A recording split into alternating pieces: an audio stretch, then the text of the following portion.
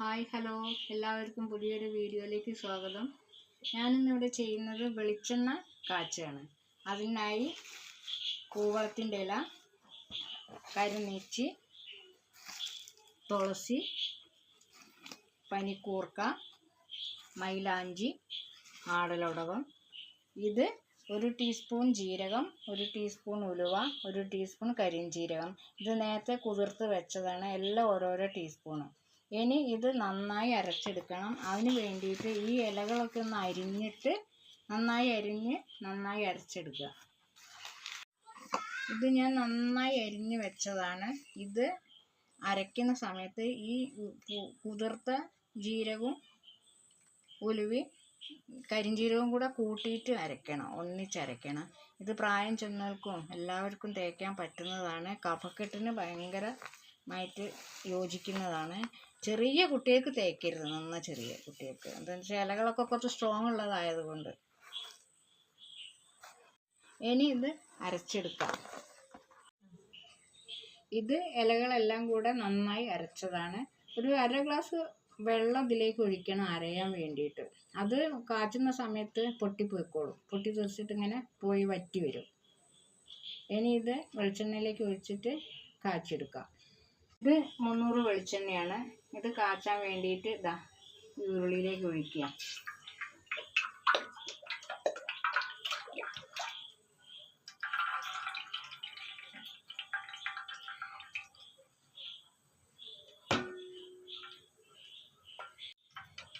വെളിച്ചെണ്ണ നല്ലോണം ചൂടായി, അതിലേക്ക് ഇടുകയാണ്.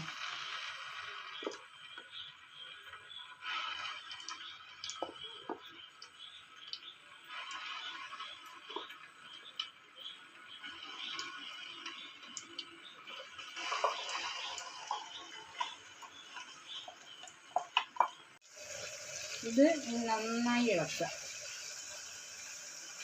ഇടയ്ക്കിടയ്ക്ക് ഇങ്ങനെ നിർത്തി ഇളക്കിയാൽ മതി.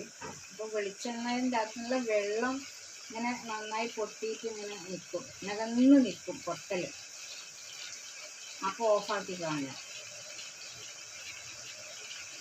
അപ്പോൾ ഓഫാക്കിയിട്ട് വെക്കുക.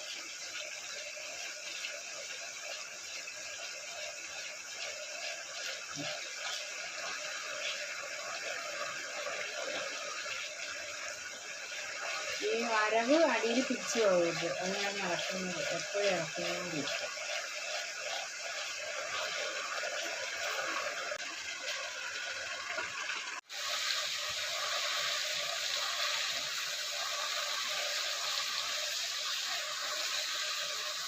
അതുകൊണ്ട് ഒന്ന് വറ്റി വന്നാൽ ഈ ചതച്ച കുരുമുളകും കൂടെ ഇതിലേക്കിടാം.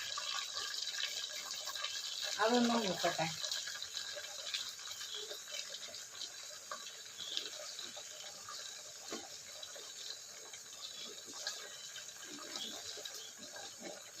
വെളിച്ചെണ്ണ കാച്ചിയത് റെഡി ആയിട്ടുണ്ട്. ഇത് തലവേദന, മൂക്കടപ്പ്, തൊണ്ടയുടെ കരകരപ്പ്, ജലദോഷം എല്ലാത്തിനും നല്ലതാണ് തേച്ച് കുളിച്ചാൽ. ഇത് എല്ലാവരും ഒന്ന് ചെയ്ത് നോക്കണം. ഇഷ്ടപ്പെട്ടാൽ ലൈക്ക് ചെയ്യുക, ഷെയർ ചെയ്യുക, സബ്സ്ക്രൈബ് ചെയ്യുക.